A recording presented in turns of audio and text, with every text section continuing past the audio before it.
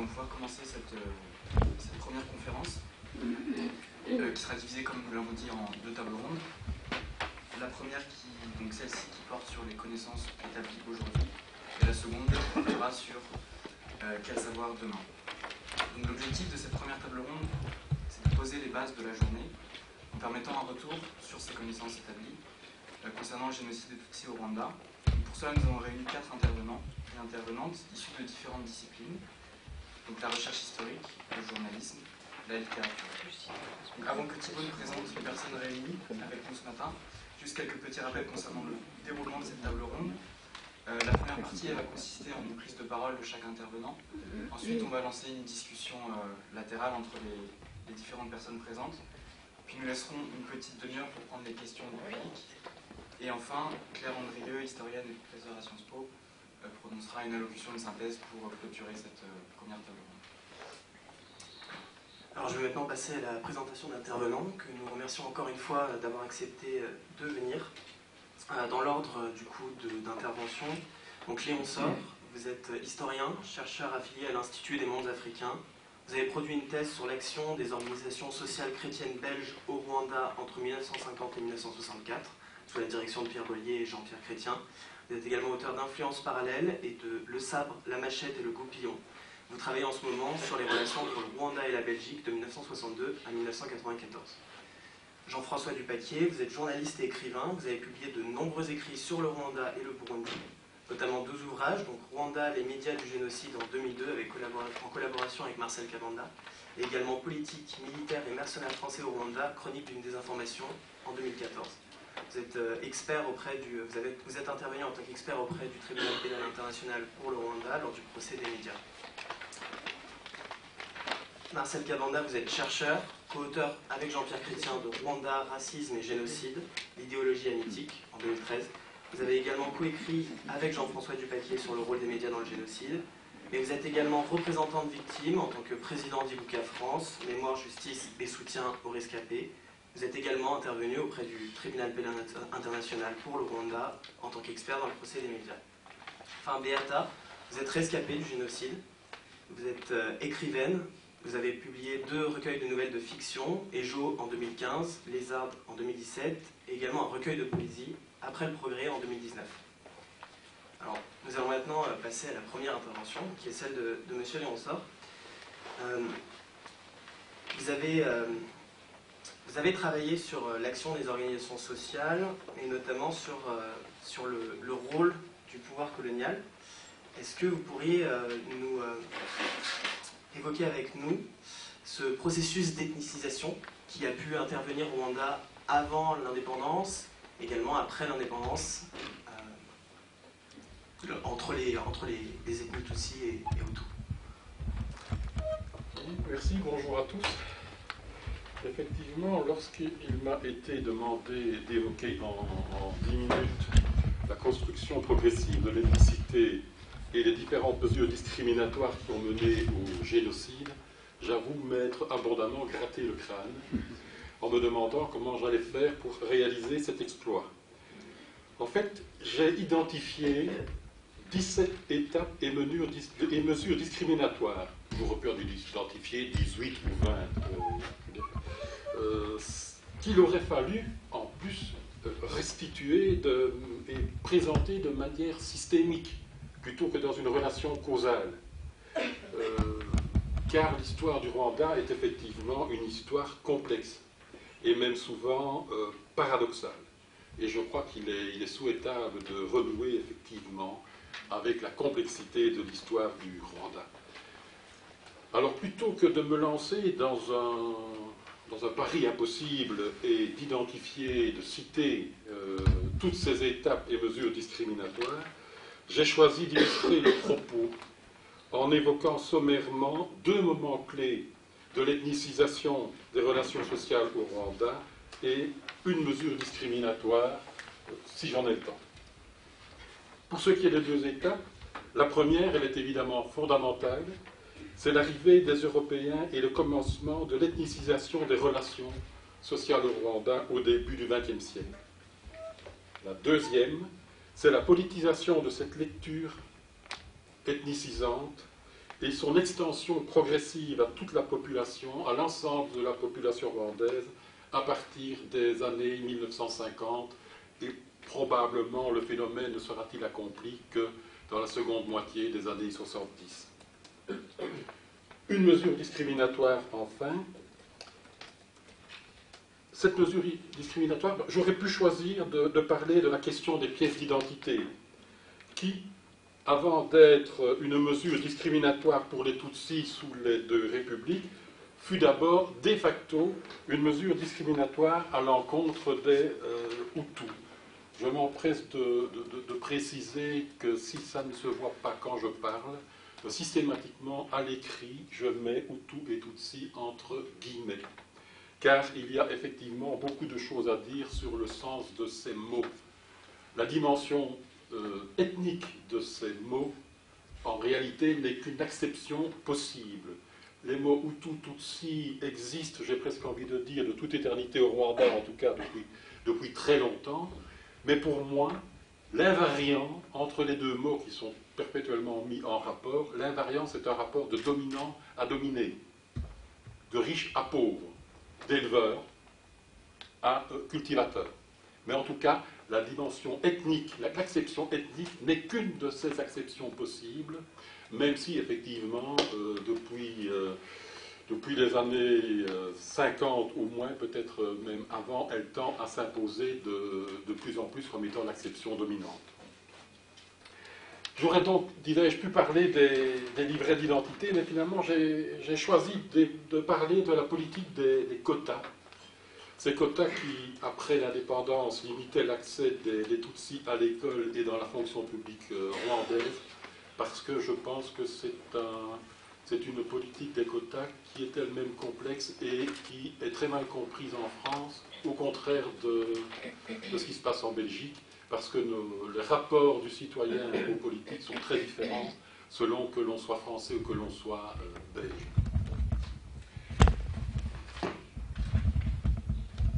Un moment clé, premier moment clé, disais-je, l'arrivée des Européens. Lorsque les Européens arrivent au Rwanda à l'extrême fin du XXe siècle, la conquête de l'Afrique est pratiquement achevée. Et lorsque les Européens arrivent au cœur du Rwanda, ils y rencontrent deux proto-États, le Rwanda et le Burundi, et à la cour, ils rencontrent des nobles de haute taille. C'est le moins qu'on puisse dire, plusieurs d'entre eux culminent au-delà des 2 mètres, ce qui même aujourd'hui reste encore très impressionnant. Imaginez à l'époque où la taille moyenne était, pour les Européens, nettement inférieure à ce qu'elle l'est aujourd'hui. Ces nobles de haute taille s'identifient eux-mêmes comme Tutsis, sont très fiers de leurs immenses troupeaux de bovins et qualifient dédaigneusement de Hutus l'immense majorité de la population, tous ces cultivateurs qui sont sous leur autorité, sous leur domination.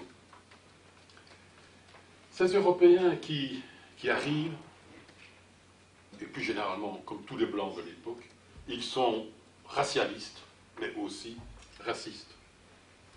Et l'idée qu'il puisse y avoir au centre de l'Afrique des royaumes qui ressemblent quand même à des États, qui sont en tout cas des ébauches d'États, est quelque chose qui pour eux est tout à fait inacceptable. Il faut savoir que la querelle sur l'origine africaine de la civilisation égyptienne ne date pas des années 50 et de Cheikh Anta Diop. Il y a déjà un débat entre Européens sur la question dès la fin du XVIIIe siècle. Le racisme des Européens et des Blancs en général s'est encore affirmé durant tout le XIXe siècle. Et donc, il est absolument inacceptable pour eux, impensable, c'est pas inacceptable, c'est impensable pour eux qu'une organisation étatique puisse être le fait de Noirs. Et c'est ainsi qu'en utilisant les théories de l'hypothèse de Speck sur l'origine éthiopienne des Bahima, donc des éleveurs d'Ouganda et d'Afrique centrale, et en combinant avec les théories de Gobineau sur cette coulée blanche vers le centre de l'Afrique, qui serait donc à l'origine de toute forme, de toute trace de civilisation à l'intérieur de l'Afrique, ces Européens vont donc en arriver à la conclusion que les Tutsis sont, je cite un père blanc de l'époque, des Européens sous une peau noire. Alors aujourd'hui, ça nous semble complètement saugrenu comme idée. À l'époque, ça l'est beaucoup moins. Parce que les Européens savent très bien qu'aux États-Unis, il y a ce que l'on appelait à l'époque des nègres blancs. C'est-à-dire des personnes, blancs sous tout rapport, si j'ose dire, qui, dans leurs ascendants, ont un ancêtre noir. Et à l'époque, cela suffisait pour être catalogué comme noir. Des romans ont été tirés de cela, des films ont été tirés de cela. Tocqueville lui-même y fait allusion dès la première moitié du XVIIe siècle. Et donc, cette idée d'Européen toujours pour noir, elle nous semble tout à fait sotte. Pour l'époque, elle tient la route. D'autre part, il faut administrer ces deux royaumes. Ils passent sous la domination blanche, le protectorat de l'Allemagne d'abord, de la Belgique ensuite, après la Première Guerre mondiale. Les Allemands choisissent l'administration indirecte. C'est-à-dire qu'en réalité, ils vont s'appuyer sur la noblesse et sur les élites locales, sur les dominants locaux, pour administrer le pays de manière indirecte. Et ils vont renforcer même le pouvoir royal rwandais aux confins du royaume, et notamment dans les régions du nord et du nord-ouest, qui sont très rétives à l'autorité du Mwami de Nyanza. Lorsque les Belges arrivent en 1916, après avoir un temps hésité, peu de temps hésité, ils vont choisir eux aussi l'administration indirecte, et puisqu'il faut former des chefs et des sous-chefs qui vont administrer le pays sous le contrôle des Belges, puisqu'ils sont dans une logique d'administration indirecte, ils vont donc favoriser, évidemment, les enfants des dominants, et c'est eux qu'ils vont envoyer dans une école qui est créée à cette fin et qui s'appelle très clairement l'école pour fils de chef. Ils vont donc, dans la pratique, favoriser les Tutsis, les nobles, plutôt que le commun de la population. C'est là le point de départ de cette ethnicisation des relations entre Rwandais, puisque cette vision raciste européenne va petit à petit s'imposer dans l'esprit des Rwandais, à commencer par l'esprit de ceux qui vont à l'école des Blancs.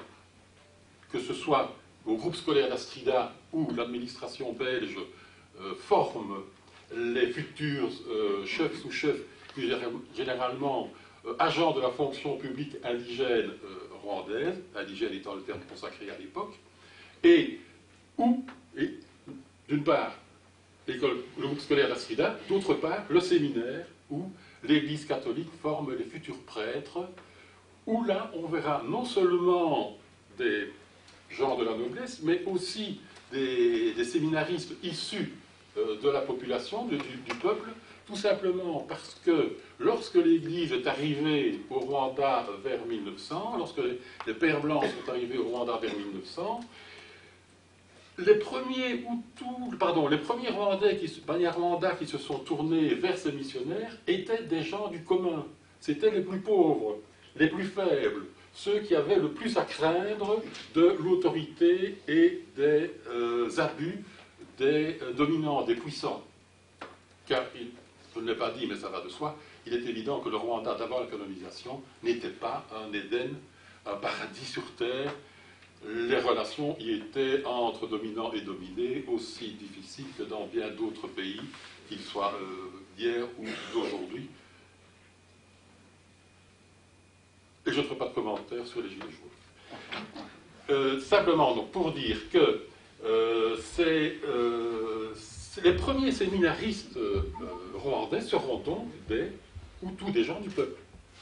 Et même lorsque l'Église, avec Monseigneur Classe, qui est le vicaire apostolique du Rwanda, va délibérément jouer elle aussi la carte des nobles, la carte des Tutsis, eh bien, elle va garder l'habitude d'accueillir dans ses séminaires et à la prêtrise des gens du peuple. Et donc, le clergé rwandais sera composé à la fois d'abbés Tutsis et d'abbés Hutus.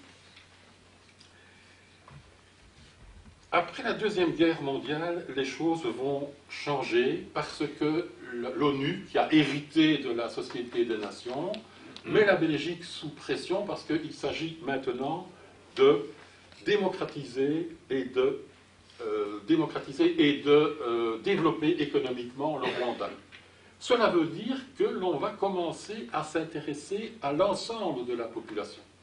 Parce que si vous voulez développer un pays, il faut à la fois connaître sa population et l'impliquer. Et c'est pour cela que le phénomène de démocratisation et le phénomène de développement, ces deux volontés politiques vont jouer ensemble. Et on va commencer dans les années 50 à prendre plus soin de cette immense majorité de Rwandais qui cultivent la terre, et aussi de ceux que l'on n'avait pas reconnus, que l'on n'avait pas identifiés tout de suite à l'époque, ceux qui apparaissent progressivement dans l'écran des radars, ceux que l'on appelle les petits Tutsis par opposition aux grands Tutsis. Là, pour le coup, ce n'est pas une question de taille, c'est une question de niveau de vie.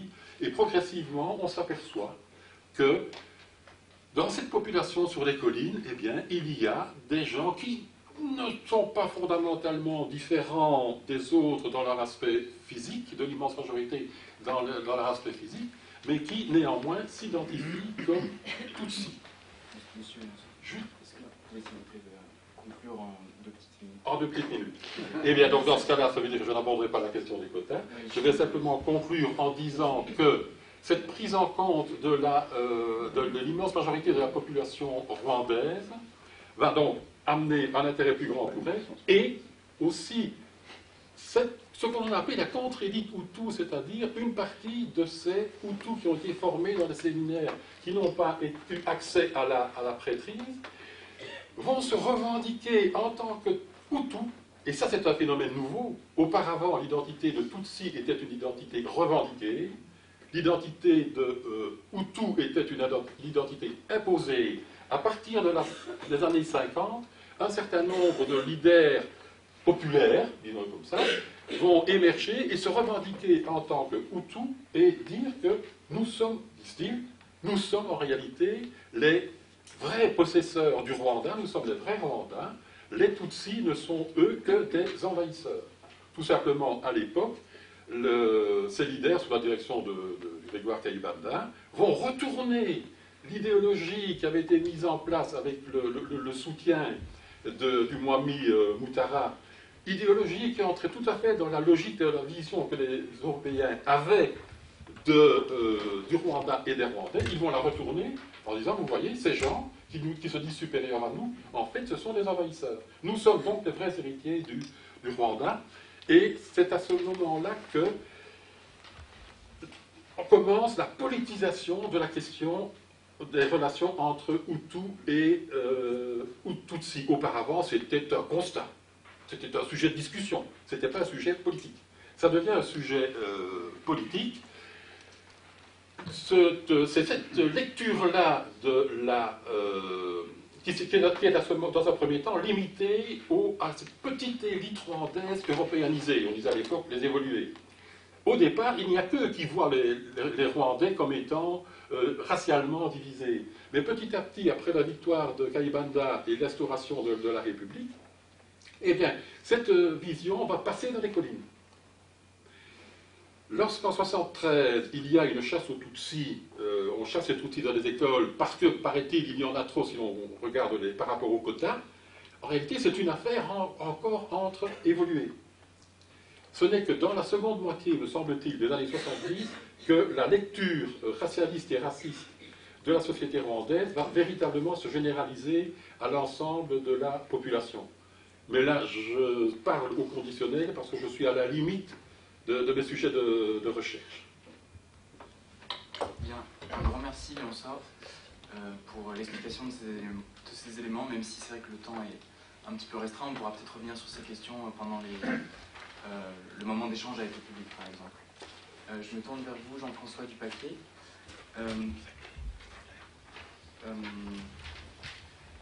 Donc, oui, je me tourne vers vous pour aborder la question de la construction de l'ennemi Tutsi dans les années qui ont directement précédé GIMEL. Donc comment cet ennemi Tutsi a-t-il été défini et caractérisé par le pouvoir en place? Merci. Merci pour votre accueil et merci notamment à la direction du Centre d'Histoire de Strasbourg et à tous ceux qui ont collaboré à la préparation de cette journée. Comme Léon Sorge, j'étais préoccupé de faire tenir en 10 minutes un sujet concernant un drame si terrible et j'ai choisi de vous parler de la définition de l'ennemi. Le 4 décembre 1991, un peu plus d'un an après l'attaque du Front patriotique, le président Juvénal Habyarimana réunit une commission de 10 officiers supérieurs chargés de répondre à la question suivante, ouvrez les guillemets, que faut-il faire pour vaincre l'ennemi sur le plan militaire, médiatique et politique? Fermez les guillemets. Son régime était alors en difficulté, une nouvelle constitution avait instauré le multipartisme, la presse démocratique était en plein essor, les succès de la rébellion et la pression internationale pour démocratiser son régime permettaient à l'opposition de marquer des points. Par ailleurs, le sursaut unificateur qu'il espérait auprès de ce qu'on a appelé à ce moment-là et plus tard le peuple majoritaire, entre guillemets, après l'attaque du 1er octobre, avait disparu. D'où une crise de légitimité du régime que Habyarimana cherchait à combler en misant d'abord sur la remobilisation des hauts gradés. On se rappelle, et je ne vais pas y revenir trop, puisque Léon Sorge l'a largement abordé, ces 40 ans de propagande, même commençant avant l'indépendance, où les autorités avaient fait prévaloir dans l'opinion publique l'idée que les Tutsis constituaient un groupe dangereux. Mais c'était encore trop vague. La redéfinition d'un ennemi qui permettrait de retrouver ce sursaut unificateur a donc été une des tâches accomplies dans l'urgence par le magazine Kangura, dont il faut rappeler, parce qu'on ne le souligne jamais assez, qu'il était l'organe des services de renseignement militaire du Rwanda.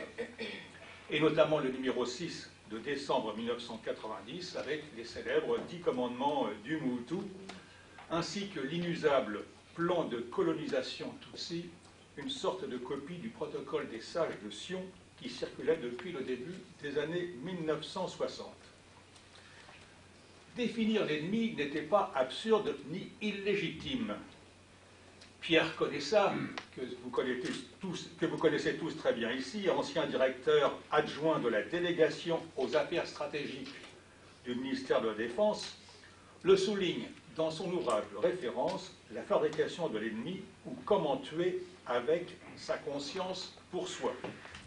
Je cite « Identifier ses ennemis et ses amis est une mécanique indispensable avant de déclencher une guerre, car la guerre est d'abord cela, une autorisation délivrée légalement de tuer des gens qu'on ne connaît pas, ou parfois qu'on connaît trop bien dans les guerres civiles, mais qui vont tout à coup devenir des gibiers à poursuivre et à détruire. » Fin de citation.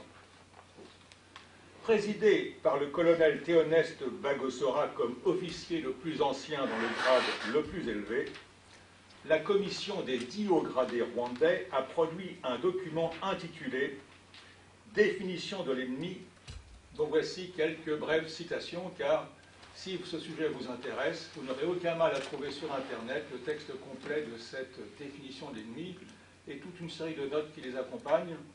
Et donc, je ne vais pas trop m'étendre sur ce point. Ouvrir les guillemets. L'ennemi se subdivise en 2 catégories. L'ennemi principal et les partisans de l'ennemi.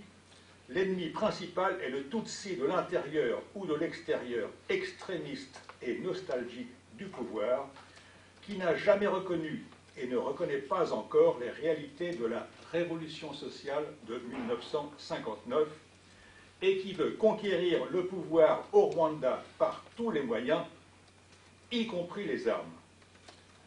Le partisan de l'ennemi est toute personne qui apporte son concours à l'ennemi principal. Le document ensuite s'intéresse à cette identification de l'ennemi. Et je souligne notamment cette phrase qui paraît comme le condensé un petit peu de tout ce document, un document qui faisait au départ une trentaine de pages, et nous connaissons seulement aujourd'hui 14 pages.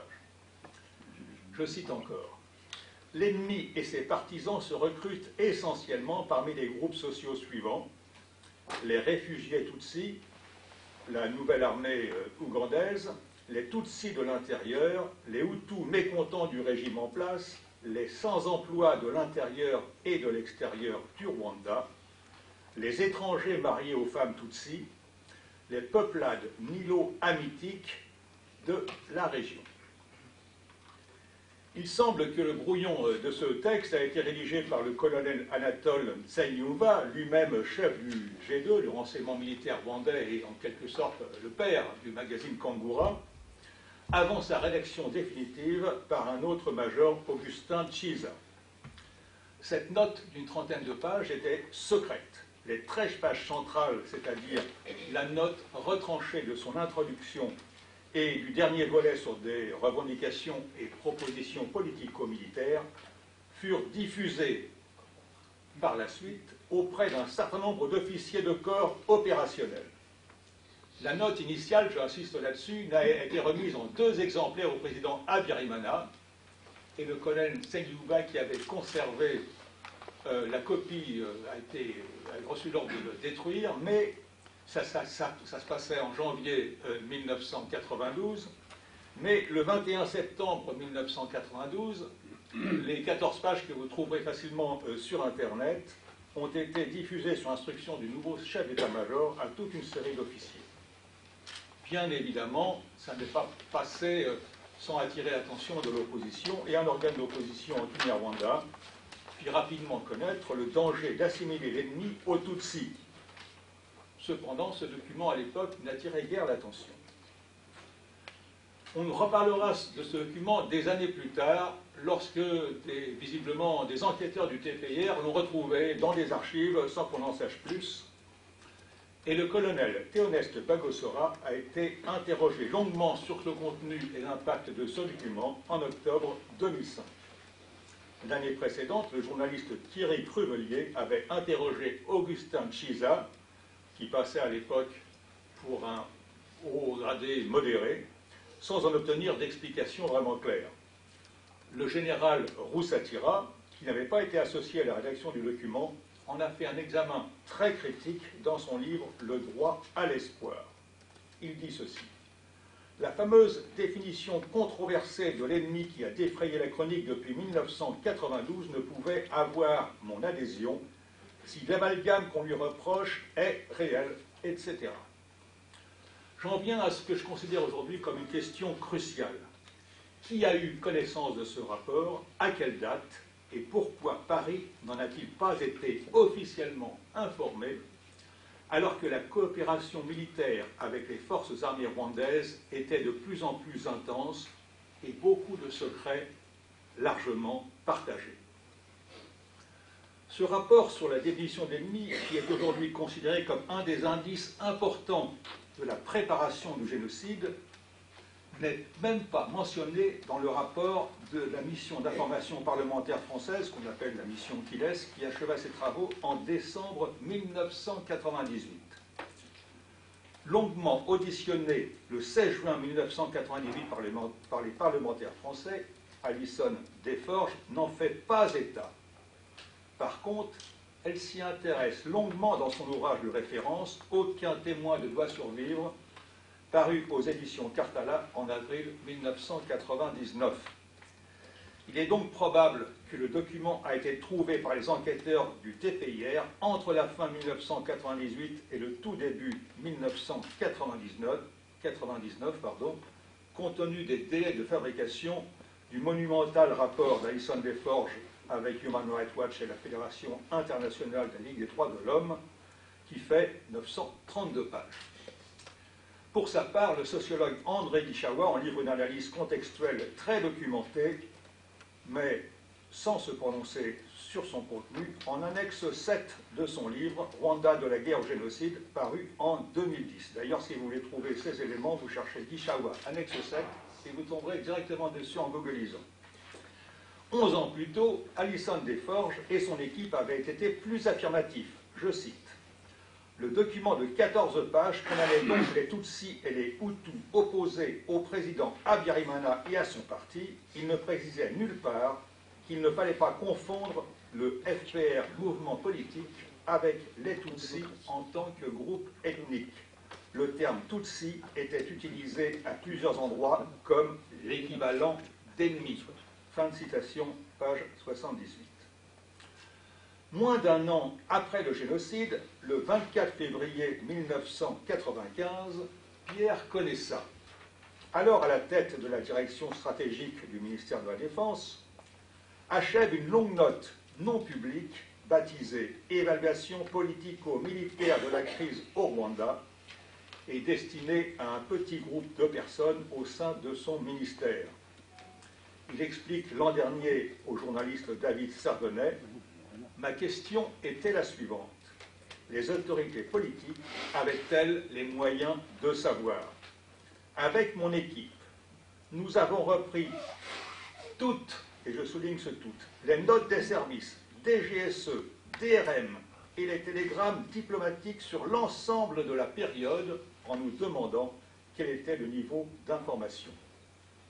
Pierre Conessa résume ses conclusions, je cite, « Le processus hiérarchique filtrait la réalité, le canal d'information faisait que ces gens-là, les hommes de l'Élysée, ne voulaient pas voir la réalité en face, les notes alarmantes n'étaient jamais mises directement sur le bureau du président. » Nous avons interrogé Pierre Conessa voici quelques jours sur ce document « Définition de l'ennemi ». Il a été très surpris de ne pas le connaître.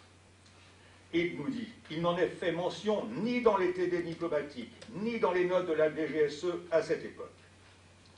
Pierre Conessa pouvait difficilement avoir un trou de mémoire, car il est un analyste reconnu du processus de la fabrication de l'ennemi, titre de son ouvrage de mars 2015. Un tel document n'aurait évidemment pas pu échapper à son attention lorsqu'il a repris les notes des services de renseignement français, DGSE et DRM, et l'ensemble de la documentation à laquelle il est un des très rares à avoir eu accès. Le général Jean Varret, qui était jusqu'à la mi-93 le chef de la mission d'assistance militaire au ministère de la Coopération à Paris, et qui recevait à ce titre toutes les notes de la DGSE et de la DRM, ainsi que les rapports de l'attaché militaire français à Kigali, nous confirme qu'il n'a jamais été infirmé de l'existence d'un tel document. C'est d'ailleurs nous qui lui avons appris son existence. Jean-Michel Marlot, ambassadeur de France à Kigali, que nous avons longuement interrogé récemment, n'avait jamais entendu parler de la commission Bagosora et encore moins de cette note. Je suis désolé encore une fois. Eh bien, on prend 2 minutes. Oui, 2 minutes. J'ai presque fini. Non, bien sûr. Michel Robardet, alors chef d'escadron, militaire français bien sûr, gendarme, est arrivé au Rwanda comme en fin septembre 1990 et il a fait une déclaration assez surprenante lors du procès du capitaine Pascal Sindikangwa devant la cour d'assises spéciale de Paris. Il a pris la défense de ce document et il a considéré que c'était un document plutôt avantageux pour les Tutsis car il permettait d'identifier les ennemis des autres Tutsis. S'était-il trompé? Je lui pose la question. Question. Vous êtes le seul militaire français qui reconnaît avoir eu sous ses yeux le document, etc. Pourquoi les autres militaires français ne le reconnaissent pas jusqu'aujourd'hui? Réponse, parce qu'ils n'y ont pas eu accès. Question, ils y ont eu nécessairement accès puisque vous dites avoir transmis ce document à l'ambassade de France, ne serait-ce qu'au colonel Cussac, l'attaché militaire. Robardet. Tous ceux qui étaient à l'ambassade y ont eu accès, mais les militaires français n'étaient pas tous à l'ambassade. Question, vous n'êtes pourtant pas le seul colonel français présent au Rwanda. Nous sommes sans doute, répond Robardet, 3 ou 4 à avoir eu ce document, c'est évident. Mais on lui donne aujourd'hui une importance qu'il n'avait pas à l'époque. Je conclus en quelques mots. Pourquoi l'ambassade de France? Pourquoi le correspondant de la DGSE ou celui de la DRM, la Direction de renseignement militaire, se sont-ils sentis liés par le secret qu'avait demandé le président Habyarimana en recevant ce document sur la définition de l'ennemi. Toutes les hypothèses sont aujourd'hui ouvertes, y compris celle que des militaires français auraient incité à constituer cette commission, y compris l'hypothèse qu'ils auraient pu contribuer à sa rédaction. Ce document, sa genèse, le silence de l'ambassade de France, sa tardive connaissance, posent d'immenses questions. Je vous remercie.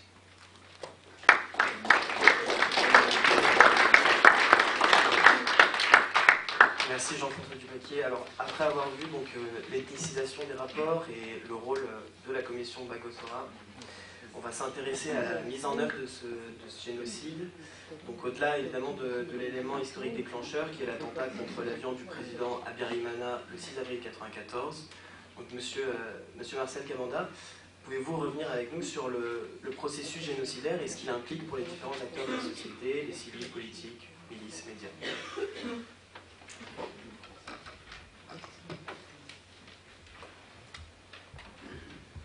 Merci. Merci aux organisateurs de cette journée qui, si je l'ai bien compris, s'inscrit dans les programmes de recherche, dans l'intérêt que l'université française porte à cette question. Mais je vais aussi l'inscrire dans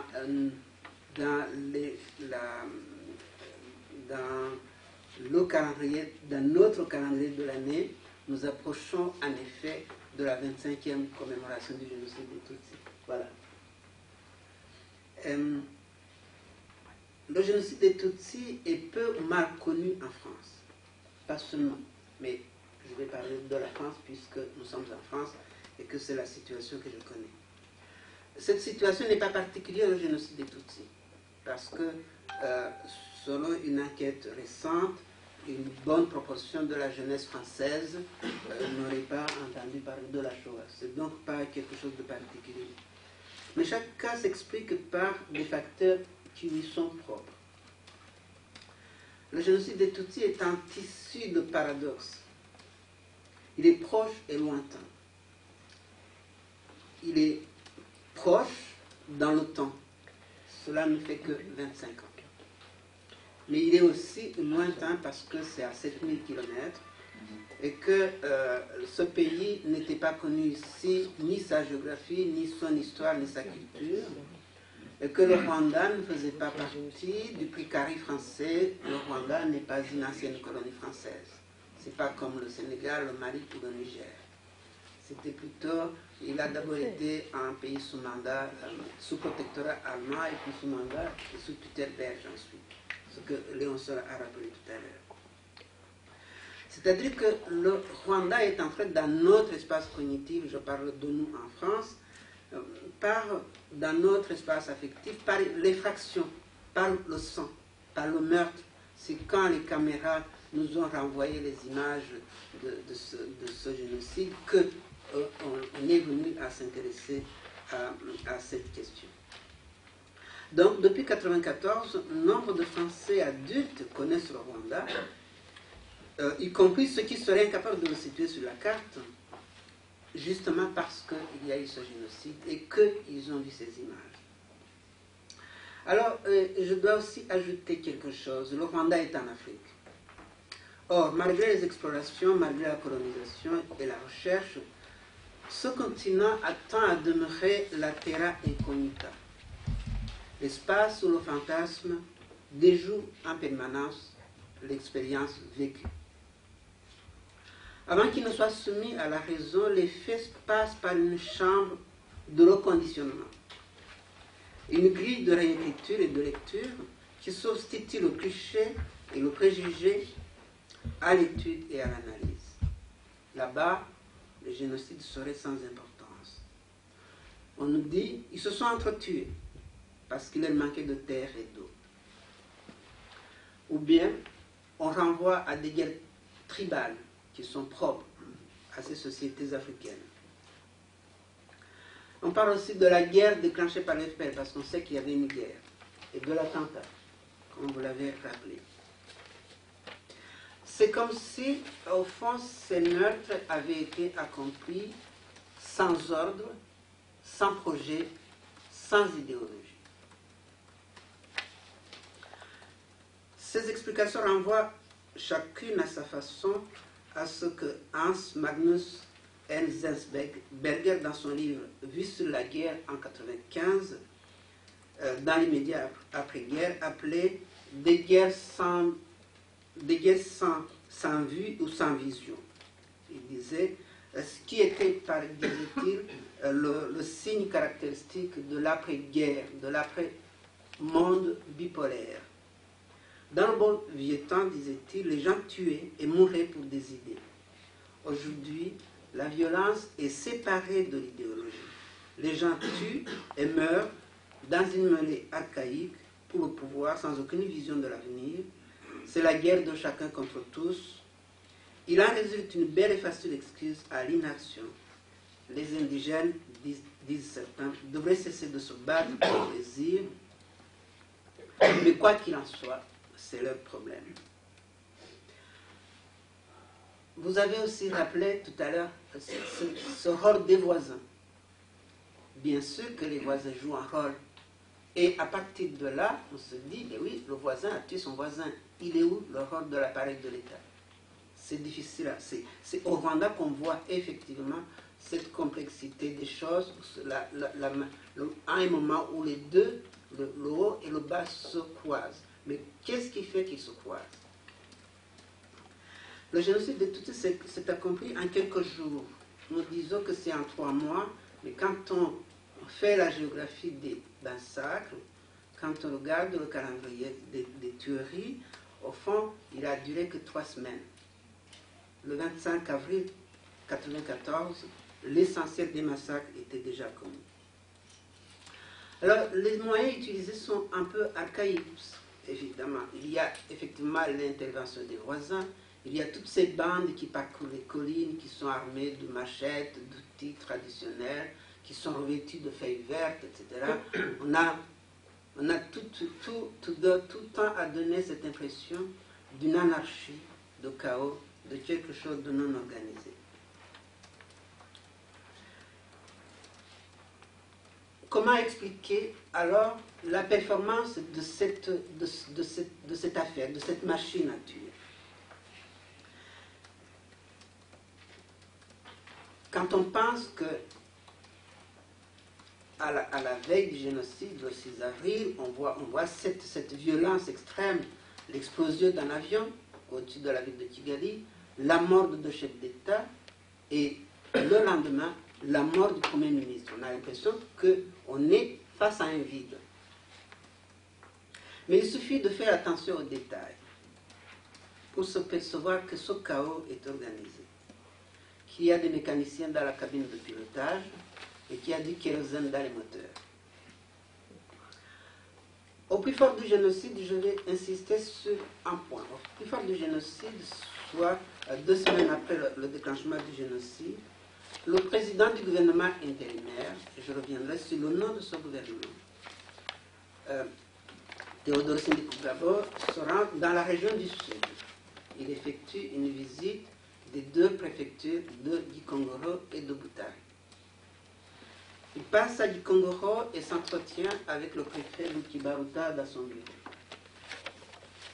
Et à Butare, il fait une visite publique. Il fait une réunion. Et il est accompagné par son Premier ministre, par le ministre de la Justice et bien beaucoup d'autres membres de son gouvernement. Et son discours est intéressant. Je vais citer une partie de un extrait. Il dit, peut-être n'avez-vous pas eu connaissance de nos instructions, ou bien vous n'avez pas saisi le sens de notre demande, ou alors vous l'avez compris, mais vous avez refusé d'obéir. Seulement, nous ignorons les raisons de ce refus. Cessez de vous amuser en disant « Dieu nous a jusqu'ici préservés de la guerre, maintenant donnez-nous des gendarmes. » Ne vous amusez pas.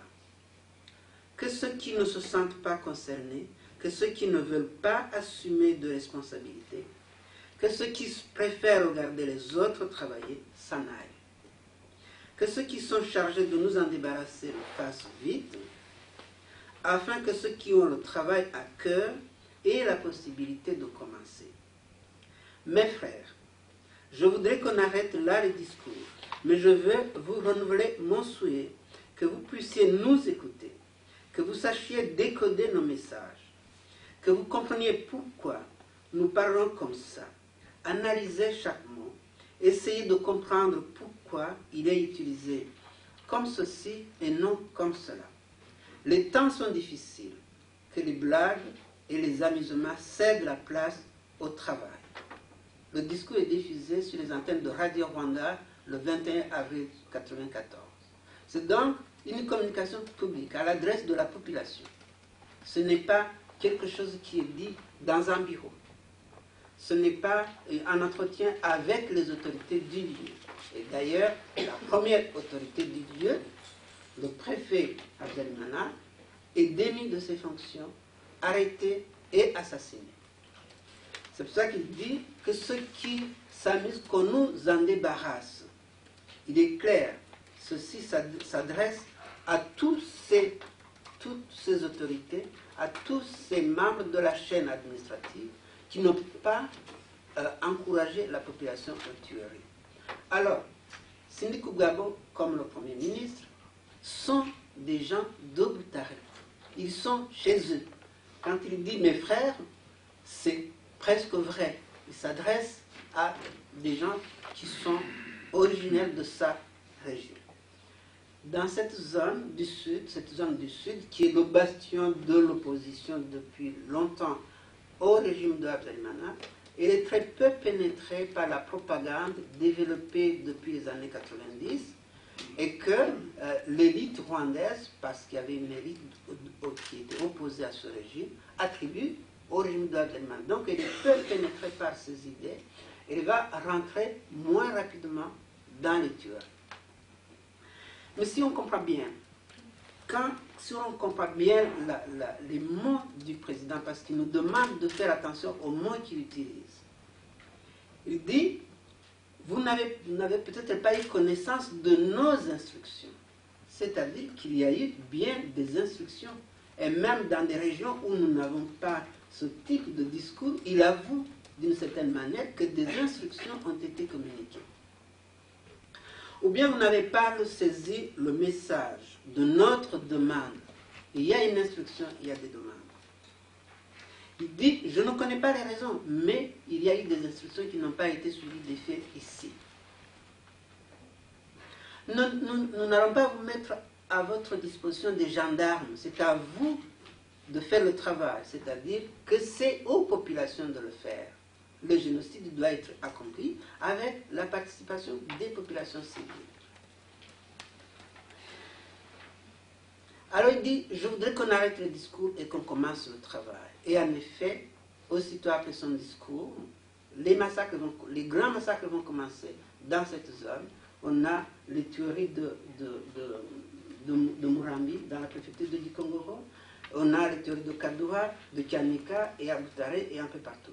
Au fond, le préfet démis, assassiné, eh bien, on met en place un nouveau préfet qui, lui, il a le cœur au travail. Et le discours, il est fait à cette population de Butare, mais il est diffusé sur les antennes de la radio nationale. Autrement dit, le président saisit cette occasion pour s'adresser à tout le monde en disant « vous devez travailler ». Mais pourquoi il parle à cette date? Pourquoi ce discours? Pourquoi est-ce qu'il prend le risque, finalement, de révéler ce qu'on ne sait pas? Alors, nous sommes le 19 avril. Il sait, parce que le Rwanda, par le hasard des calendriers, a un représentant au Conseil de sécurité. Il connaît l'agenda. Il sait que bientôt va être discutée la question qu'est-ce qu'on fait de la MINUSMA, de la force des Nations Unies qui est stationnée au Rwanda. Il sait que jusqu'à ce moment-là, cette force est tétanisée, elle est traumatisée par la mort des 10 casques belges le 7 avril à Kigali, il sait qu'il ne réagit pas. Mais il ne sait pas quelle sera la décision qui sera prise par le Conseil de sécurité. Et ça se trouve, si le Conseil de sécurité décidait de transformer le mandat de cette force, de la placer sous le chapitre 7, il sait que les choses se passeraient autrement et que donc ceux qui n'ont pas été tués dans cette zone resteraient en vie. Et il a envie que le génocide s'accomplisse. Donc il ne sait pas, alors on est là à un moment clé où il y a risque soit de poursuivre et achever le génocide, ou alors l'interrompre et l'échec. Et c'est, à mon avis, pour moi, c'est comme ça que j'interprète sa sortie, qui est quand même assez spectaculaire. Je l'attribue au fait qu'aux agendas du Conseil de sécurité des Nations Unies. Donc ils sont, non seulement ce sont des acteurs, mais ce sont des acteurs qui ne sont pas des objets de leur passion.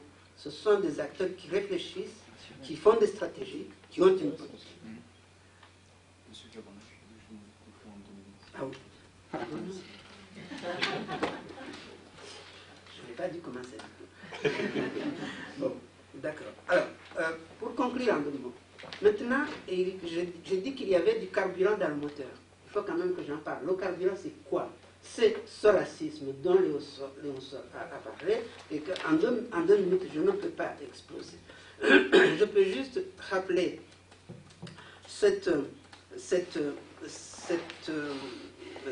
les consignes. Les gens, on ne tue pas n'importe comment. Il y a le premier massacre important qui est commis à Kigali, dans le ville de Dikondor. Nous sommes le 8 avril au matin. Il est exécuté par des militaires ou des gendarmes. En tout cas, ce sont des gens en uniforme et en armes. Ils trouvent dans l'église de Dikondor des réfugiés qui sont où il y a des Hutus et des Tutsis, parce que les gens, dans les premiers jours, ne savent pas trop, ils ont peur. Et quand ils arrivent, qu'est-ce qu'ils font? Ils font sortir tout le monde, demandent les cartes d'identité, font une sélection, renvoient les Hutus chez eux, les Tutsis restent là-bas, ils sont mitraillés, les cartes d'identité sont regroupées dans un tas et brûlées. Les Tutsis doivent disparaître sans laisser de traces. Alors ceci rejoint cette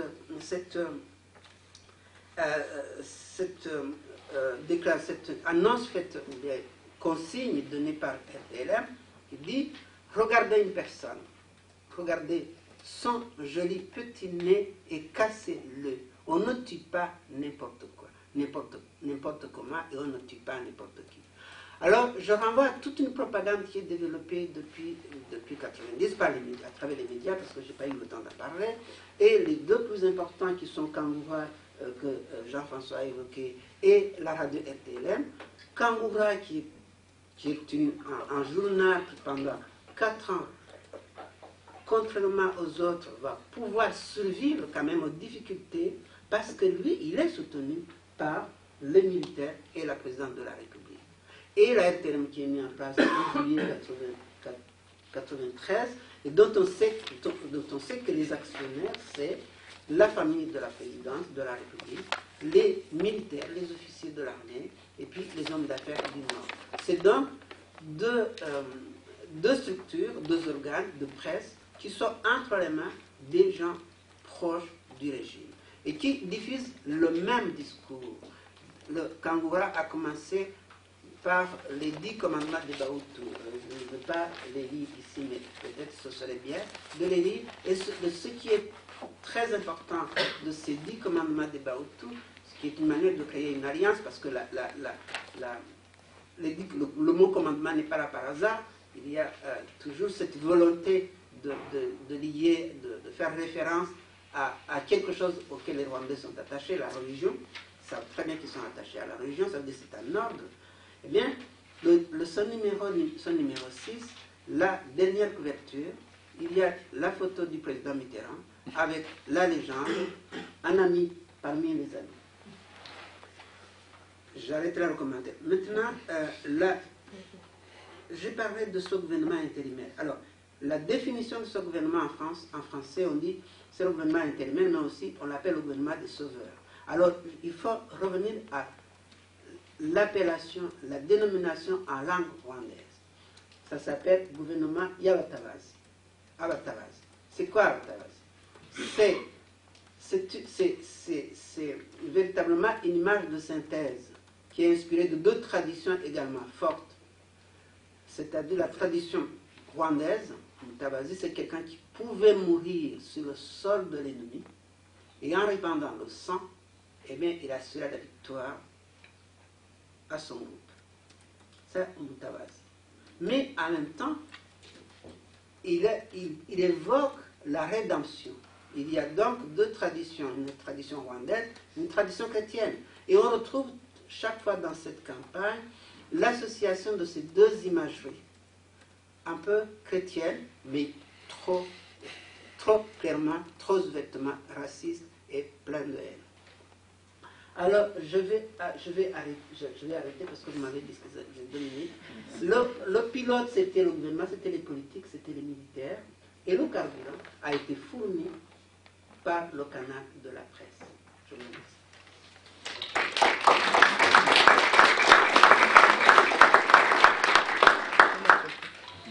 Un grand merci, Monsieur Kawanda, pour tous ces éléments qui nous permettent de comprendre ce chaos organisé, comme vous l'avez si bien dit.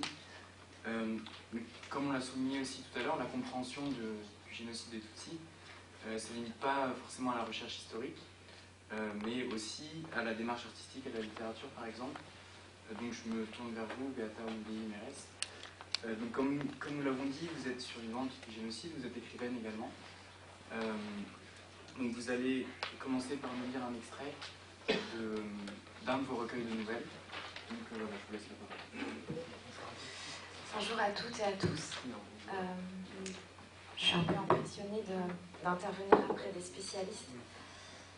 Je voulais d'abord remercier les étudiantes et les étudiants qui ont organisé cette journée. C'est extrêmement réconfortant de voir de jeunes, de très jeunes intellectuels s'intéresser à notre histoire et la faire connaître ici, dans le milieu universitaire. Donc il m'a été proposé de commencer par... Est-ce que vous m'entendez? Par la lecture d'un extrait d'une de mes nouvelles, et j'ai choisi à dessein un texte qui met en scène une étudiante de Sciences Po Lille, survivante du génocide, et qui, je pense, illustre la façon dont je me sers de la littérature pour raconter l'histoire et ses déflagrations dans nos vies de survivants. Cet extrait est mon premier recueil de nouvelles qui s'appelle Ejo, et ça s'appelle Coup d'état classique. Amazarashuha alkodiba dirgwa iwawa Pérou. L'eau chauffe, mais n'oublie pas le pays du froid. C'était un matin de galop d'essai. Tous mes cours étaient à jour car la sociologie politique était ma matière favorite. J'étais très fière de suivre une discipline avec un nom composé, l'impression d'un cours 2 en 1 comme ces shampoings qui avaient représenté le comble de la modernité à mon arrivée en France. Mais la semaine avait été folle au restaurant. Nous tournions à 2 en salle et j'avais dû faire une croix sur toutes les plages de révision prévues. Je ne pouvais pas me permettre de dire non aux responsables et de perdre le seul job où l'on m'ait accepté, malgré ma couleur de peau et ma carte de réfugié. Alors j'avais beaucoup pris de Guronzan et j'avais veillé tard pour ingurgiter jusqu'à la nausée les chapitres sur lesquels nous allions être interrogés. Mais j'avais dû abandonner quand les phrases avaient commencé à dégouliner sur mes mains engourdies, comme les fines bougies blanches en paraffine avant, vers la fin, lorsque les coupures d'électricité s'étaient multipliées, plongeant la ville de Boutaré et ses habitants dans le noir.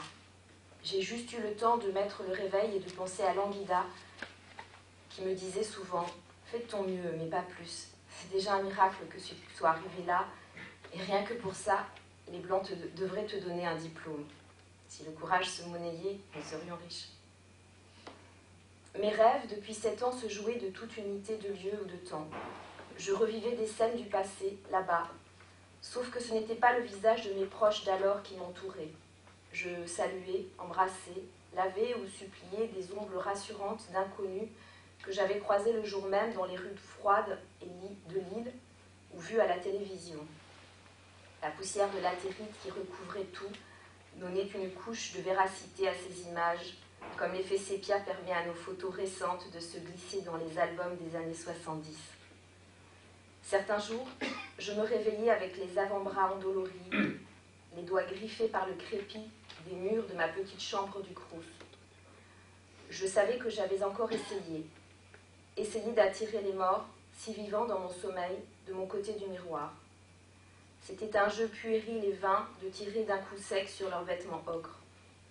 Au petit matin, il ne restait que le crépi blanc sur mes mains et un arrière-goût d'échec. Quand je me réveillais ce matin-là, je sentis sur le champ que quelque chose était différent. Pas le temps de compter les griffures ni d'enterrer les images des morts. Je me sentis en danger sans savoir tout de suite de quoi. Me redressant trop vite, je me cognai sur l'étagère au-dessus du lit et le choc finit de me réveiller. Il mit tous mes sens en alerte et je compris d'où sonnait l'alarme. De la radio, la musique classique. C'était impérieux et pressant. Je sortis du lit d'un bond et me déshabillai comme s'il avait fallu obéir à un milicien aboyant. Plus la musique s'accélérait, plus je me pressais, le regard fixe et les dents serrées. Je mis méticuleusement tous les vêtements en double, chauds et sombres, malgré le printemps trop doux. Un jean moulant et au-dessus un large pantalon en laine grise, 2 paires de chaussettes, le soutien-gorge de sport qui rendait invisible ma poitrine, un t-shirt à manches courtes, l'autre à manches longues, 2 pulls en laine noire. Avec mes cheveux courts, sous un béret, et mes kickers en cuir, j'avais l'air d'un adolescent enrobé. Vraiment pas du genre à attirer les violeurs sur la route de la fuite.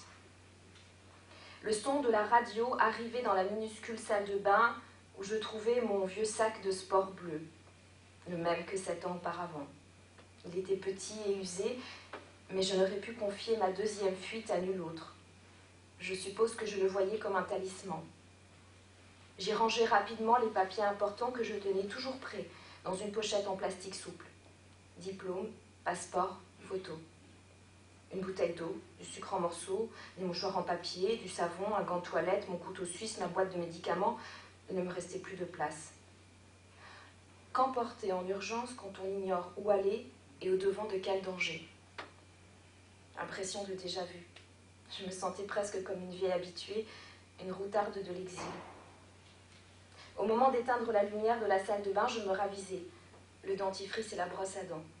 Il n'y aurait pas de bâton d'eucalyptus ici, et je ne voulais pas revivre la sensation désagréable que j'avais connue après 10 jours de cave à Boutaré. C'est ça le truc qui t'a le plus traumatisé, me dis-je un peu moqueuse. Pendant ce bref moment où je préparais mon pactage, mon cerveau s'échauffait. Si Chirac avait été renversé, peut-être assassiné, le pays allait être dans le flou pendant une journée maximum. Le temps qu'un couvre-feu se mette en place et que l'armée occupe tous les postes frontières, j'aurais traversé. Il me fallait rapidement rejoindre ma sœur Languida à Tournai. Passer en Belgique avant que ça ne dégénère. Il était 7h25, le prochain train pour Liège-Limain quitterait la gare Lille-Flandre à 7h45. Je serais donc à Tournai une demi-heure après. Languida devait être en pleine panique. Insomniaque depuis des années, elle passait ses nuits à écouter la radio et avait dû être une des premières personnes à entendre le communiqué annonçant le coup d'État en France. Pas le temps de l'appeler pour lui dire que je partais. De toutes les façons, si elle n'avait pas encore été coupée, les lignes devaient être saturées. Je tâtais mon porte-monnaie dans la poche avec les $200 que m'avait envoyé ma tante d'Amérique par Western Union. Quelle chance que je ne les ai pas encore déposés à la banque. J'étais prête. Si les trains sont arrêtés, je prendrai un car jusqu'à Bézieux et continuerai à pied. Je laissai le poste allumé pour ne pas éveiller les soupçons des voisins. Un instant, je me demandais lequel me dénoncerait le premier aux miliciens. Stupide. J'allais l'éteindre quand la musique s'arrêta. Vous êtes sur Radio Classique, il est 7h30, les informations vous sont présentées par... La tension qui avait saisi mon corps au réveil tomba brusquement. Je restais la main suspendue, pétrifiée. Et à ce moment précis, je pensais à la femme dans la Bible qui avait été transformée en statue de sel uniquement parce qu'elle avait regardé derrière elle. Je n'écoutais pas les informations pour vérifier si le chef de l'État français avait bien été renversé. J'hésitais entre un fou rire nerveux et une crise de larmes. Au bout de longues minutes, je me laissais tomber, épuisée, sur mon lit défait.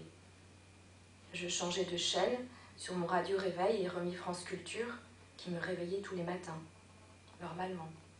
Radio classique, c'était uniquement pour les révisions et je remettais toujours le 98 avant de me coucher. Il avait fallu cette semaine de fatigue accumulée et le stress à l'approche du galop d'essai pour que j'oublie.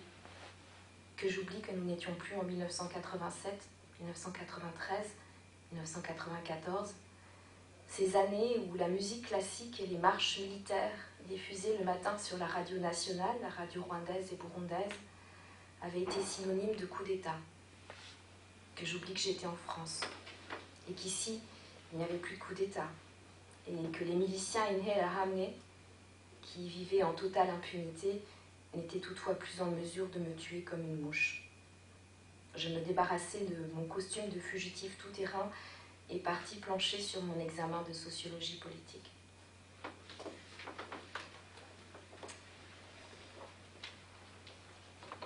Merci beaucoup, Beata Mungui.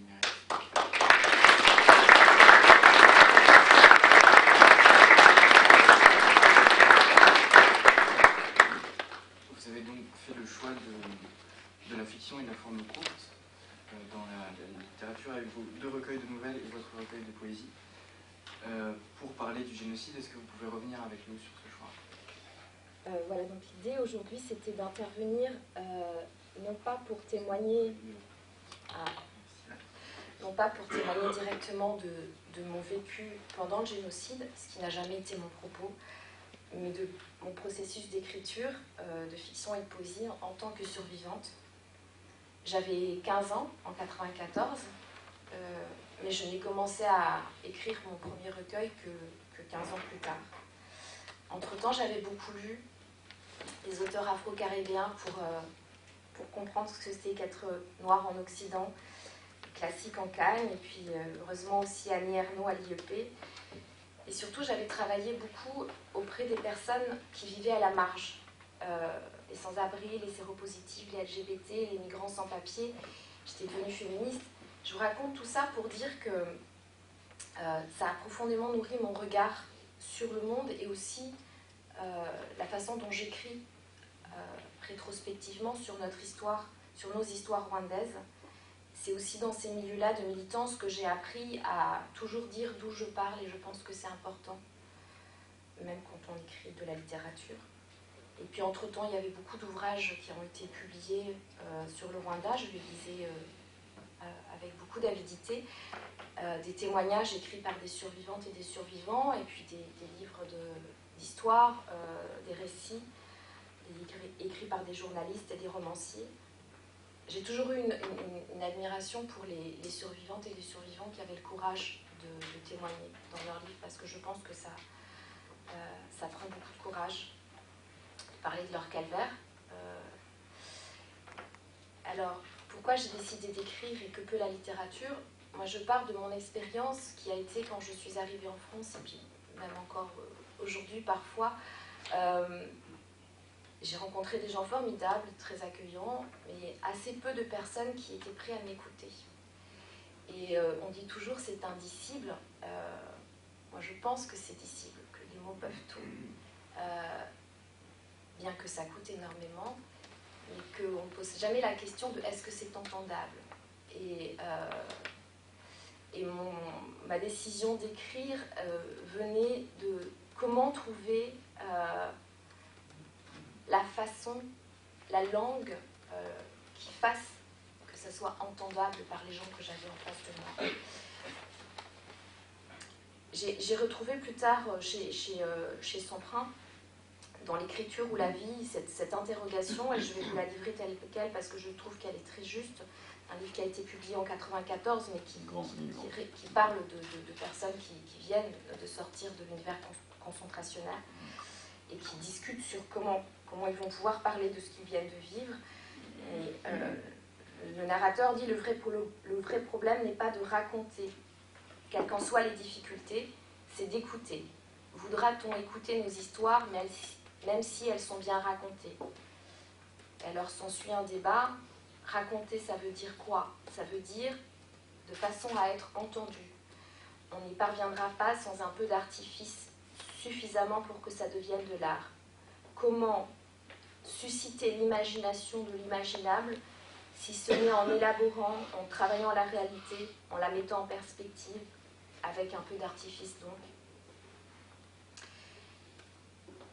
Et ensuite, il y a une autre personne qui parle, qui l'identifie comme étant quelqu'un qu'il a vu à Buchenwald et qui était sans doute de l'ENS. Et il dit « J'imagine qu'il y aura une quantité de témoignages, et puis il y aura des documents plus tard. Les historiens recueilleront, rassembleront, analyseront et feront des ouvrages savants.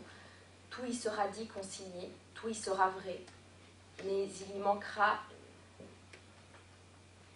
une vérité essentielle à laquelle aucune reconstitution historique ne peut atteindre, pour parfaite et omnicompréhensive qu'elle soit. C'est la compréhension de l'expérience, celle qui est difficilement transmissible, ou alors qu'il ne l'est que par l'écriture littéraire. » Voilà, donc quand je me suis tue pendant longtemps parce que je ne trouvais pas l'écoute et quand j'ai décidé de raconter nos histoires, j'ai décidé de le faire à travers une forme qui, à mon sens, permettait d'être entendue par beaucoup. J'aime beaucoup cette phrase que j'ai lue chez Zadie Smith parlant de David Foster Wallace, donc un essai sur la littérature, où il disait la bonne littérature est faite pour réconforter les gens dérangés et déranger les gens confortables. Et je me suis dit, c'est ça mon propos. Et alors, comment le faire? Pour moi, c'est passé par plusieurs choses. La première, c'est la fiction, par mes 2 recueils de nouvelles. La fiction qui permet une protection, à mon sens, c'est-à-dire que le courage que demande de raconter sa vie, qui n'est pas seulement son expérience, mais celle d'autres personnes qui n'ont pas forcément envie qu'on raconte leur histoire, c'est quand même un processus difficile, et peut-être que les survivants qui ont écrit des témoignages vous en parleront. La fiction permet cette mise à distance, mais aussi par rapport au lecteur qui a l'impression que c'est pas mon histoire à moi qui va lire et qui ne sait pas quoi en faire, mais une histoire un peu fictionnelle, bien évidemment inspirée très largement d'une réalité vécue. L'autre choix pour moi, dans un premier temps, ça a été la forme courte. La forme courte, un recueil de nouvelles, c'est une mosaïque de récits qui racontent une même histoire, mais qui permettent aussi de démultiplier les points de vue. Et c'est compliqué aussi dans notre société rwandaise de dire « je ». Et donc des personnages qui disent « je », un seul personnage qui dit « je », alors qu'on est dans une société qui dit « nous » et qui se vit en tant que « nous », c'était aussi une chose à laquelle j'étais confrontée. Et le fait d'avoir plusieurs jeux et d'avoir un cœur de femme, par exemple, dans Les Jots ou dans Les Arbres, mon 2e recueil, où c'est plutôt des histoires d'enfants, permet à travers plusieurs jeux de dire un nous qui reconstitue quelque chose et qui est proche de notre façon. Je voulais être aussi le plus fidèle possible à notre oralité, à notre littérature orale. J'ai mis, je vous ai dit en exergue du premier recueil, un proverbe, Imigani. Donc j'ai accordé une importance à notre langue maternelle, parce que ce que les gens ne savent pas, c'est qu'au Kinyarwanda, tous les Rwandaises et les Rwandais parlent une seule et même langue, qui est le Kinyarwanda, contrairement à beaucoup de pays africains où il y a des dialectes. Et pour moi, cette langue, il fallait, même si j'écrivais en français, la rendre entendable et à travers elle, notre culture et notre société. Donc ça, c'était quelque chose d'important. Ce nous qui se dit aussi à travers le Kinyarwanda, même si j'écris en français. Et puis, j'ai fait le choix aussi, parce que j'entendais souvent des gens dire c'est trop dur, les témoignages c'est dur, l'histoire c'est compliqué. Il ne s'agissait absolument pas d'édulcorer, mais j'ai fait le choix de parler de l'avant et de l'après, et pas du pendanger aussi. D'ailleurs, mon premier recueil de nouvelles s'appelle Ejo. Pour celles et ceux qui ne parlent pas le Kinyarwanda, c'est le même mot dans notre langue, qui pourtant est très riche, pour dire hier et demain. Et donc ce choix-là de parler de l'avant et de l'après, qui est aussi une façon très métaphorique que nous avons, nous, les Rwandais, de parler, à travers la littérature, me permettait de rendre entendable cette histoire-là ces déflagrations dont je vous parlais du génocide dans nos vies. Parce que ce n'est pas uniquement au moment des commémorations qu'on est rescapé, c'est tout le temps, avec toutes ces petites déflagrations, ces petits micro-traumas qui arrivent dans le quotidien. Voilà, j'ai fait ce choix de raconter l'intimité qui, je pense, est absolument complémentaire du travail des historiens, des témoignages essentiels, absolument essentiels et courageux, à travers la fiction, pour parler de cette intimité et la rendre peut-être plus proche de notre humanité commune. Ce n'est pas juste une histoire rwandaise qui s'est passée à l'autre bout du monde, en Afrique, c'est toute l'humanité qui a été touchée à travers nous. Et donc faire comprendre, faire entendre, faire toucher ces séquelles, ces déflagrations dans nos vies de survivance, la nostalgie absolue, l'absence, la perte vertigineuse de confiance, l'avenir interrompu, et les textes courts permettent aussi de rendre ça. Voilà, j'ai essayé de trouver ma langue personnelle à l'interstice entre le français et le Kinyarwanda, mais qui disent aussi tous les silences. Je pense que la littérature permet de dire ces silences, et je voudrais terminer par une écrivaine survivante de la Shoah, romancière, Anna Langfeus, qui, dans un texte où elle expliquait pourquoi elle avait fait le choix d'écrire des romans après avoir survécu à la Shoah. Elle disait qu'il faudrait qu'il y ait beaucoup de silence dans les livres qui pouvaient être écrits par les survivants, parce que ces silences diront beaucoup des choses que peut-être les mots ne savent pas dire quand ils ne cherchent à porter qu'un cri. Voilà. Pour moi, la littérature permet de mêler tout cela. Et puis terminer avec peut-être cette citation de Philtroff qui dit que la mission de l'écrivain consiste à glaner les destins individuels que l'histoire laisse tomber sur son passage.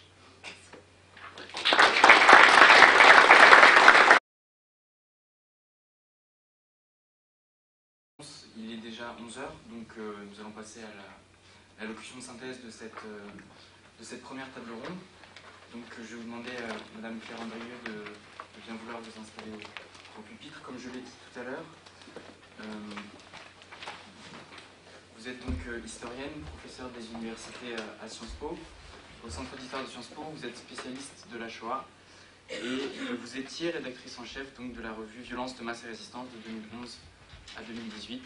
Et donc je vous laisse la parole pour cette allocution de synthèse qui clôturera cette table ronde. Merci beaucoup. Je suis très sensible à cette proposition que vous m'avez faite et je veux simplement signaler d'emblée que je ne suis pas une spécialiste de l'histoire du Rwanda. Je suis ici plutôt en ma double qualité, d'abord de spécialiste des violences nazies et d'autre part en tant que généraliste des violences de masse, formation qui m'a été donnée par la rédaction en chef de la revue Violence de masse et résistance, qui est abritée par le site de Sciences Po et qui est en accès libre, et sur laquelle il y a, comme l'a signalé Marc Lazare, un certain nombre d'articles sur le Rwanda. Ce côté un peu décalé de ma présence ici dans le colloque, je dois dire que je m'en suis trouvée rassurée en écoutant la présentation par les étudiants qui ont organisé le colloque, qui ont clairement placé ce colloque sous le signe du devoir de mémoire et non pas directement sous le signe du colloque scientifique, car un colloque scientifique supposerait une autre organisation. Nous sommes ici dans un colloque très original, presque une expérimentation, parce que je crois que c'est la première fois que je participe à une table ronde qui réunit à la fois des chercheurs, une écrivaine, c'est-à-dire le monde de l'art, et un journaliste expert. Et il est donc particulièrement difficile de faire une synthèse de ces discours qui se placent sur des registres très différents, comme vous l'avez compris. Néanmoins, je crois que là, nous avons appris des éléments importants qu'on peut replacer dans des débats qui court en fait dans toute l'histoire des violences de masse. Le premier point que je soulignerais, c'est à travers l'intervention de Léon Sor, le caractère très complexe de l'histoire du génocide du Rwanda et qu'il est recommandé de placer dans l'histoire longue du Rwanda. Ce que nous venons d'entendre sur le fait que le binôme Hutsi et Hutu était en vérité un trinôme, il faut ajouter les toits par exemple, est un élément. Le fait qu'il y ait une certaine labilité du sens des mots Hutsi, Tutsi et Hutu doit aussi être retenu parce que le sens du mot varie selon les époques et selon les lieux. La signification est plutôt sociale ou plutôt ethnique et cela donc suppose une connaissance très approfondie du monde rwandais avant de s'en servir.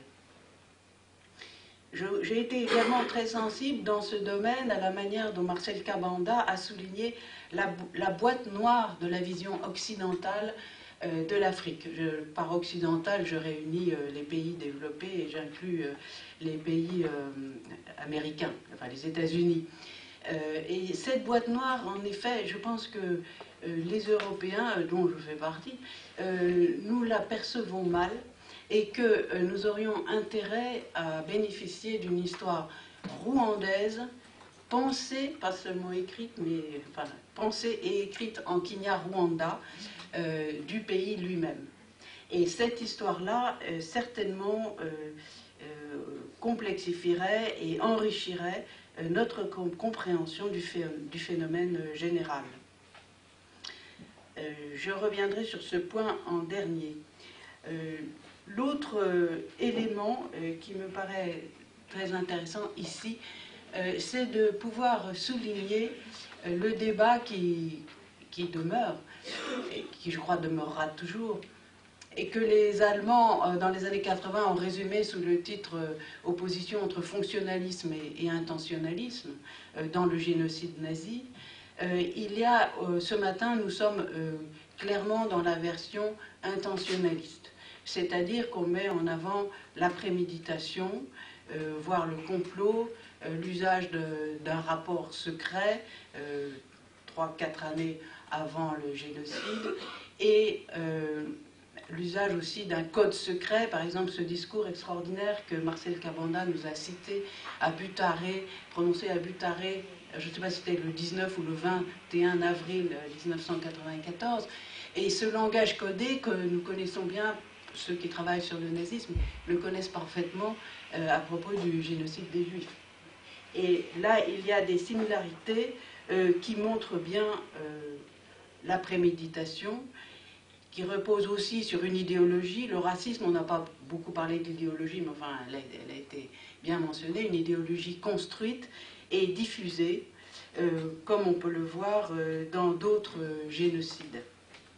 Alors, ce versant intentionnaliste, si vous voulez, qui me conduit à mettre l'accent sur les bourreaux, c'est presque une école dans l'analyse des violences de masse, et on s'interroge donc sur le pourquoi du déclenchement.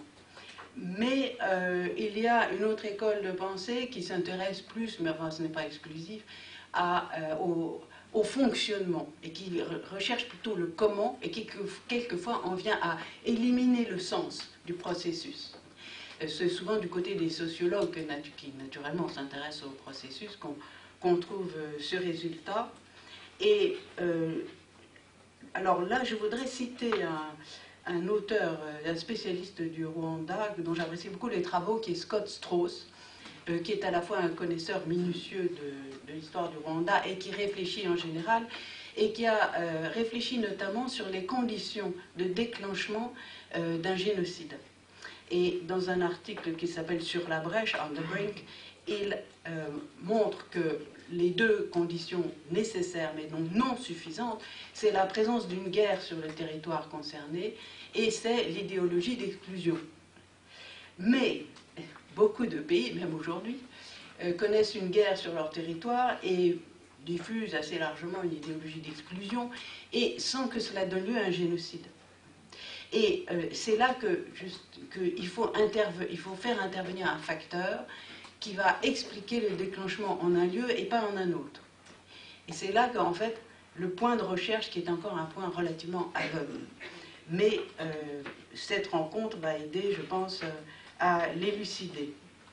Alors, dans cette école de pensée qui prend les génocides de haut, si vous voulez, comme un processus mécanique, on arrive même quelquefois à des prises de position très paradoxales qui conduisent à éliminer le sens et à faire d'un génocide, par exemple, un déferlement, là je cite, un déferlement de points de bascule qui font que par des décisions multiples, locales et réparties, soit sur le terrain, soit, si je parle de l'Empire nazi, dans les multiples instances de décision créées délibérément par le système nazi pour diffuser la prise de décision, on arrive donc finalement au génocide sans qu'il y ait eu quelque part un déclenchement organisé, prémédité, explicité. Donc ici, là, on arrive à une présentation relativement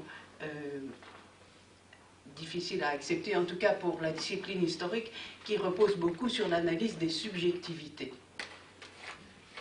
Alors, le dernier point que je voudrais souligner, c'est l'importance, quand il s'agit d'étudier des violences de masse, l'importance du témoignage des victimes. Et ce témoignage peut être direct, sous forme d'un témoignage, ou indirect, sous forme de littérature, comme Beata Oumoubeyi vient de nous le montrer. Et pourquoi est-ce si important? Et je parle en historienne et en histoire. Chez les historiens, l'histoire orale est parfois regardée avec suspicion. Mais là, je n'ai pas d'hésitation. Pourquoi est-ce important? Parce que c'est l'histoire de la chasse au lion, si vous voulez. Tant que la chasse au lion sera racontée par les chasseurs, ce sera toujours à la gloire du chasseur. Et donc, si on s'en tient à la parole ou aux écrits des bourreaux, on aura toujours l'image d'un génocide réussi, parfaitement réussi, et dans le fond, propre. Et en vérité, il n'y a que les témoins pour pouvoir dire que dans certains cas, le génocide n'a pas été complet, ne serait-ce que parce qu'il y a des survivants, et aussi pour dire donc il n'a pas été peut-être si réussi que ça, il n'y a aussi que les témoins pour pouvoir dire que dans certains cas, il y a eu de la résistance au génocide. Et ces analyses par en bas d'un processus de violence de masse est essentielle, parce que sinon la cruauté des faits échappe au lecteur.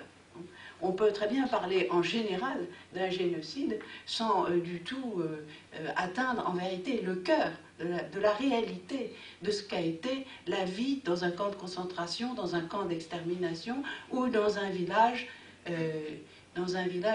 au Rwanda.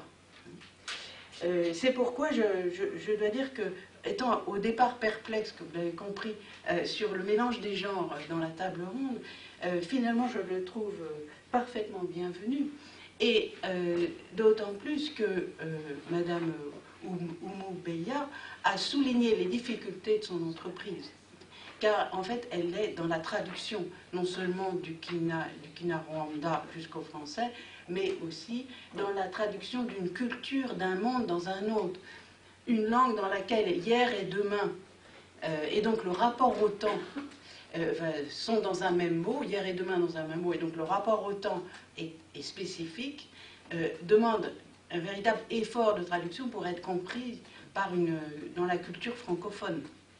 Et donc forcément, qui dit traduction dit déformation.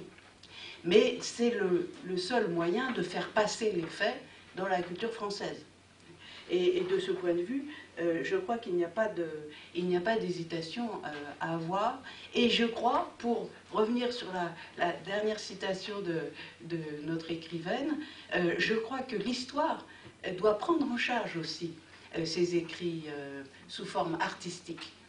L'histoire ne peut pas négliger ces témoignages indirects, dont le caractère indirect est parfois rendu nécessaire par la violence de l'expérience. Je vous remercie.